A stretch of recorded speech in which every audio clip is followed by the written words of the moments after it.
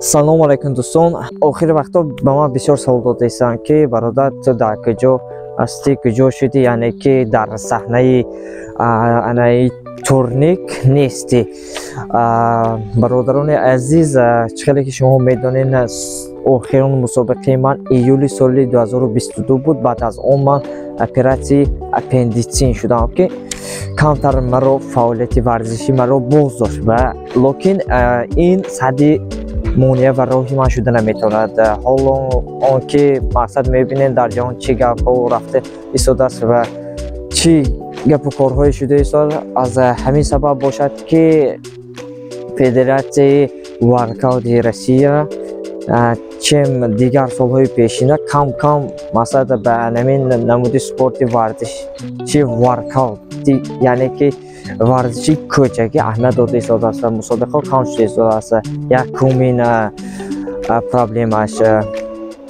Дуюмин проблема, яъне причина он аст ки ман дар Москва нестам, ман дар Санкт-Петербург ҳастам. Барои ҳамин ман мехостам ки ба шумо чӣ хеле ки ранги пешина ман рекордҳои худамро нишон медодам ва ба чӣ способни будани худамро нишон медодам, боз ба шумо нишон медиҳам. Боз мебинем ки баъд аз оператсия ва дери нагузашта восстанови шудани худам чӣ қадар ман турник кашида метавонам.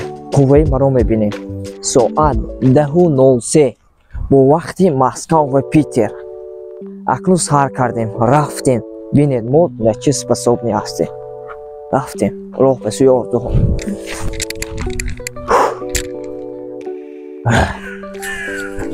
Yo.